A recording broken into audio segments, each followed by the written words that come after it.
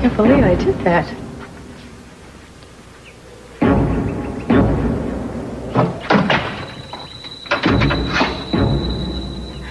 More tired than I thought.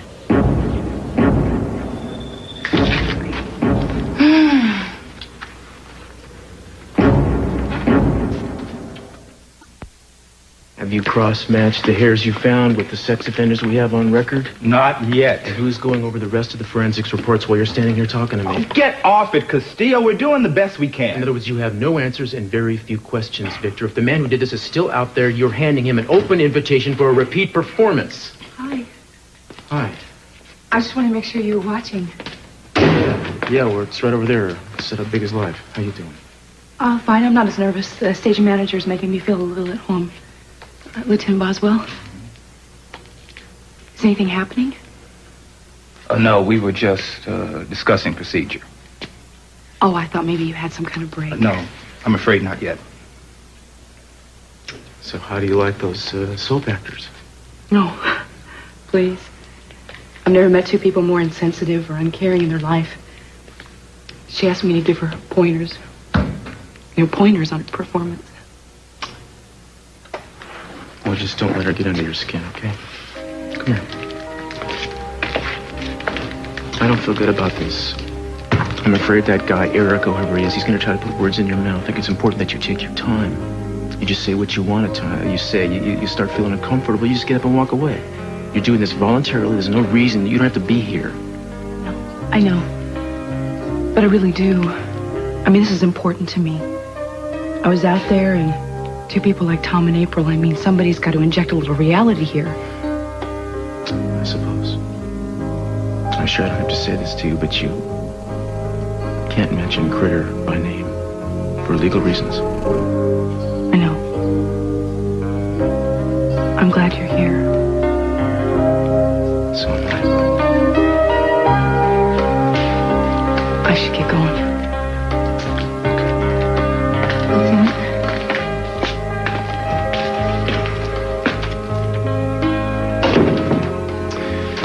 Okay, I'll tell you what. You send the rest of those reports directly to me. I'm going to get on them. I'm going to stay on them until they give up a clue. There's got to be something that was missed. Why don't you stop being a one-man police force? Nothing's been proven here, one way or the other. Right now, the one suspect we have is safely behind bars. Anything beyond that, we take one step at a time. Fine, you can count steps if you want. I'm not going to sit back and wait until another woman is attacked. Now you send me those reports. Eric, I have to be honest with you. I enjoyed the challenge of playing a rapist. Ask any actor, and he'll say he wants to play the villain every time. There's more room to stretch. And, of course, I ended up with the best of both worlds because I not only got to be a bad guy, but I was able to rectify myself later. You mean redeem yourself? Yeah, that too. By falling in love with Laurie. It's a traditional story, right? Bad guy is saved by the love of a woman and becomes good. It's as old as Romeo and Juliet. Was that the story of Romeo and Juliet? April, why don't you tell us something about the research that you did for this difficult role of a young woman who's a rape victim? Well, I was very fortunate because our producer, Betty Bounty, brought all the books to me, and all I had to do was read them. It was a lot, though. I mean, there were, textbooks and magazines and interviews, and I was really surprised at, how many women had these horrible stories, to tell. But I think the work paid off because I reached a point where I really felt I understood the true horror of being raped. It was almost as good as going through the experience myself. No, did not say, not good. I'm almost as if, because in our story, our storyline is I'm a very sheltered and protected little girl who's never quite gotten out in the world. Excuse me, can I say something? Of course, Mrs. Castillo. I think I'm really trying to understand what you're saying here. Do you honestly think that you can understand the fear and the ugliness that you go through from reading a magazine article? I mean, do you really think that You really understand what it's really like? I believe I said almost. You go through something terrifying. It changes your life, and you don't think you're ever going to be the same. And I don't think you should make light of it. You don't obviously understand, do you? I mean, you really don't. I mean, people out there, they maybe understand more than you do. What it's like to be physically and mentally abused. Do you know what that's like? A TV character who falls in love with a rapist? I mean, is that what reality is all about? What kind of illusion are you trying to put over on these people, huh? I'm sure women, they just ask to be raped, too. Obviously, you two have no idea what it's like. Well, let me tell you what actually happens when a man rapes you. And not just what goes on mechanically, but what you really think and what you really feel. Maybe it'll give you a different perspective on this. Who's there? I was alone in the house when it happened. I was watching television, and the power went out. And so I went outside, and I looked, and my house was the only one with no power, and I started to get a little scared. So I went for my keys. 1 minute, you're living this normal life, and the next minute, you feel like somebody has torn into you and violated you and hurt you. And that somebody has tried to take away who you really are. And I tried to run for the door.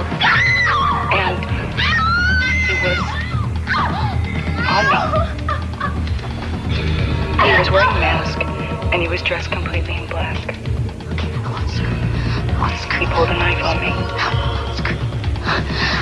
And that's when I knew what he was going to do. And he kept hitting me. And hitting me.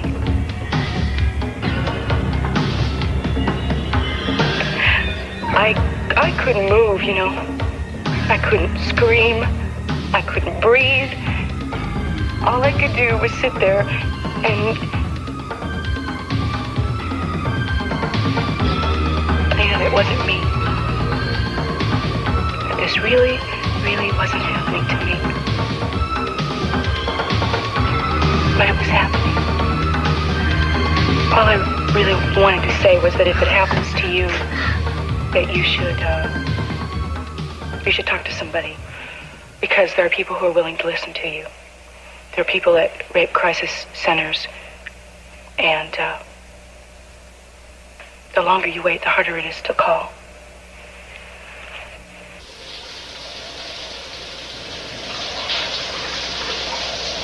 Call the Santa Ynez Valley Crisis Center, 555-3761.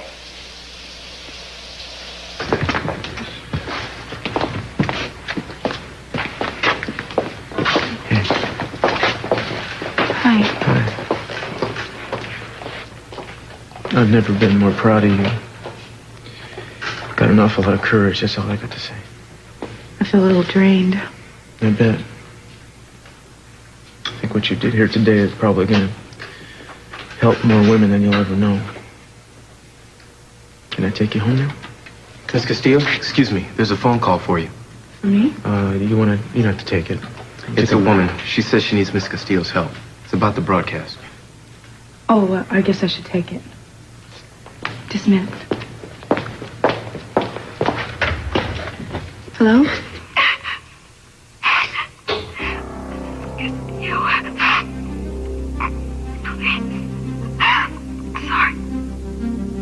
I'm sorry, I can't hear you very well.